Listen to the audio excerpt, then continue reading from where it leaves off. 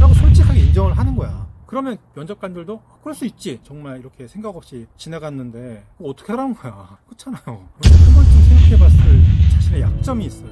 많은 나이, 긴 공백기, 혹은 낮은 학점, 이런 것들을 극복하는 방법이 뭐가 있을까? 이런 질문을 하는 의도는 이 사람이 정말 불성실한 사람 아닌가?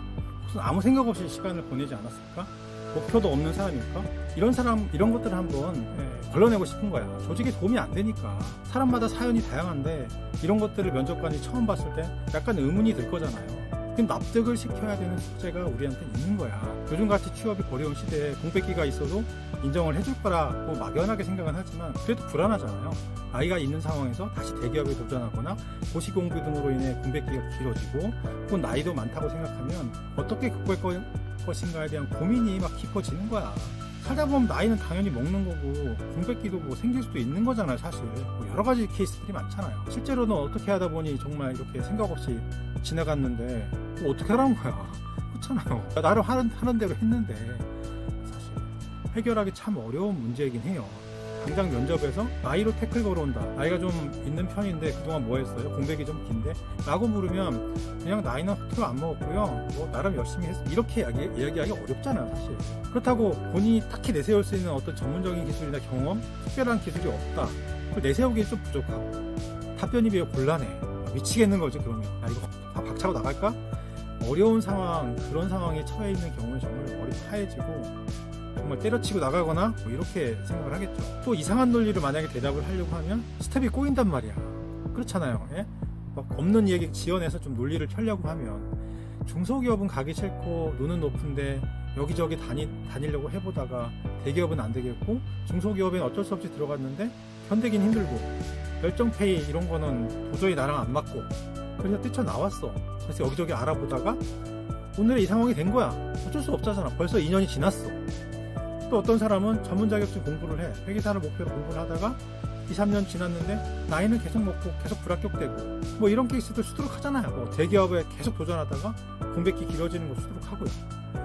이런 상황들의 공통점은 나름대로 이유를 가지고 뭔가에 도전했었기에 결과가 안 좋았다라는 건 있어요. 그래서 그냥 시간을 놀면서 보낸 건 아니고 실제 성과는 없고 놀진 않았는데 뭐 했다고 자신 있게 내세울 수 없는 그런 상황이란 말이에요. 그러다가 시간이 흘러서 지금 먹고 살려고 다시 지원을 하는 건데 뭐라고 해야 될지 탈출구도 없고 단지 시험 준비, 뭐 대기업 준비, 그래서 공백이 길어졌다?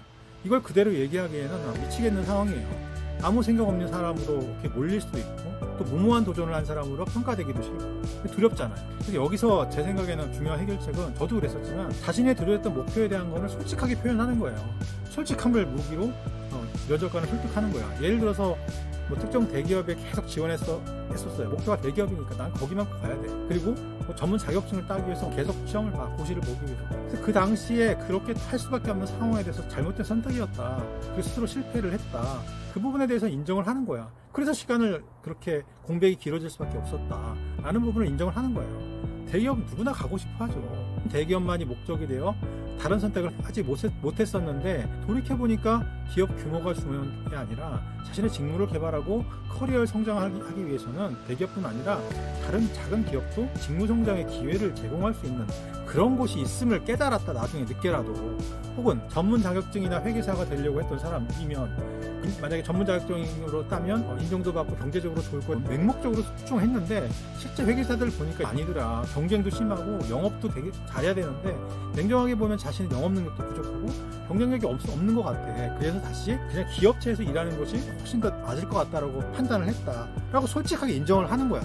그게 방법이 된다는 얘기야. 그러면 면접관들도 그럴 수 있지. 더 물론 추가적인 질문이 나올 수 있겠죠. 하지만 이해는 된다는 얘기예요. 충분히 인간적으로 벌어질 수 있는 일이고 이 사람이 솔직하게 사유를 얘기했네. 왜 납득이 되네. 그런데 중요한 거는 뭐냐면 자신이 하고 싶었던 일을 했었고 이후에 그 행위를 통해 깨달음이 있었고 지금은 새로운 선택을 했다. 그거 이해하지 못할 게 아니란 얘기예요. 또 하나는 케이스가 뭐냐면 창업을 했던 거. 동기들과 함께 의기투합해서 소프트웨어 회사를 창업을 했어. 나름대로 열심히 배우는 과정도 있었고 몇 년간 버티면서 성장을 했는데 실제 개발에 시간도 많이 소요되고 비용도 많이 들어가고 회사 운영이 이렇게 어려운 줄 몰랐다. 본인의 이 생각했던 거 능력 밖이었다. 관리 부분의 관점의 차이도 서로 달랐고 그래서 접었다. 그럼에도 불구하고 그 창업 경험을 통해서 회사를 운영하는 것에 대한 노하우, 어떤 측면이 강조돼야 되고 그리고 자신의 한계점은 무엇이고 무엇을 더 키워야 되는지 뭐 그런 부분들을 깨달았다, 인사이트를 얻었다. 그리고 영업 마인드가 얼마나 중요한지, 경영자 마인드가 얼마나 중요한지 전부 다 인사이트잖아요. 그래서 이 시점에서 우리가 알아야 될 게 뭐냐면 과거 공백기의 실패 경험을 솔직하게 인정하는 거, 그게 가장 좋다라는 거예요. 그리고 이 경험을 통해서 내가 무언가를 얻었다, 정말 깨달음, 인사이트가 생겼다, 그거를 연결시켜서 설명을 하는 거야. 즉 부정적인 요소를 긍정적으로 공격을 치고 나가는 거죠. 앞서 말한 것처럼 회계사란 자격증을 많이 도전하는 분위기였고, 겉으로는 매우 화려해 보이지만 실제로 영업력도 중요하고 많은 경우가 자신의 성향과는 거리가 있는 자격증이라는 걸 알았다, 늦게라도. 그게 인사이트잖아요. 그래서 일반 기업의 재무관리부서가 회계사 준비했던 경험 및 자신의 성격과 훨씬 더 잘 맞을 것 같다. 그래서 이렇게 생각을 전환하고 이렇게 지원을 하게 됐다 라고 이야기를 하면 되잖아요. 그죠? 그리고 어떤 중요한 결정적 사건이 있었다라고 하면 그런 생각을 전환한 굉장히 설득력이 있어요. 예를 들어 가지고 어떤 선배가 회계사를 준비했던 사람 같은 경우에는 시험을 보고 나서 잠시 알바로 어떤 선배가 아는 회사의 관리부서에서 일을 했었는데 그 회사에 일하는 방식도 매우 유연하고 회사도 역동적이고 굉장히 성장하는 회사야. 나라면 충분히 회계사가 되지 않더라도 이런 쪽에서 일을 하면 굉장히 성장할 수 있겠다라는 생각이 들었어 라는 생각 때문에 생각을 전환하게 됐다. 굉장히 좋은 그럴듯한 이유잖아요. 본인의 생각을 바꾸게 된 결정적인 계기들, 이런 것들을 얘기를 해주는 거야. 즉 새로운 방향의 생각의 전환을 하게 된 주요 사건이나 에피소드 같은 걸 얘기를 해주면서 결국 우리는 누구나 인간이기 때문에 잘못된 선택을 할 수 있어.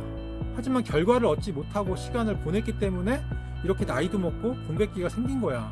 이런 부분에 대한 질문을 받았을 때 자신의 과거 선택에 대한 솔직하게 인정을 하고 잘못된 부분, 하지만 그 부분에서 내가 깨달았던 게 있었기 때문에 지금의 오늘의 내가 있고 이 자리에서 뭔가 자신 있게 입사 지원을 할 수 있다는 것을 긍정적으로 연결을 시키는 거예요. 새롭게 회사에 도전하게 된 결정적 계기를 덧붙이면 더 좋은 스토리가 되겠죠.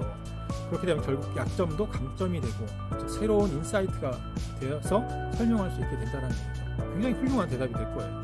이것이 바로 성장이라고 생각해요. 이렇게 자신의 과거의 경험에 대해서 실패의 경험들 또한 그 속에 인사이트를 얻고 새롭게 해석해내는 연습, 그런 것들을 실제 취업 현장에서 적용해내는 연습, 이런 것들이 계속 되어야 어려운 질문이 나오더라도 충분히 납득이 가는 답변을 할 수 있다는 얘기입니다. 그래서 오늘은 공백기라든지 많은 나이라든지 학점에 대한 그 약점을 극복하는 방법에 대해서 말씀을 드려봤는데, 저의 경험을 말씀드리면 저도 회사를 자주 옮겼다라는 것 때문에 굉장히 약점이 됐었어요. 근데 저는 솔직하게 얘기했습니다. 제가 대기업에 잠깐 여러 회사를 옮기다 결국 대기업에 들어갔었는데 제가 원래 근무하던 곳과 완전 다른 문화를 가지고 있었기 때문에, 업무 방식이 달랐기 때문에 솔직하게 적응하지 못했다. 그래서 내가 늦게 나이 든 상태에서 대기업행을 택했던 것이 나의 잘못이었다. 그걸 솔직하게 사실 인정했어요. 그럼에도 불구하고 나는 이런 외국계 기업에 굉장히 유연한 업무 문화라든지 내가 책임도 많이 갖고 결정권을 많이 갖는 외국계 기업의 자율적인 문화가 훨씬 더 나에게 맞다라고 생각해요. 다시 외국계 기업으로 오려고 한다라고 그냥 솔직하게 얘기를 했습니다. 그게 솔직한 이직 사유였고 동기였으니까. 그래서 그게 납득이 되었던 경험이 있거든요.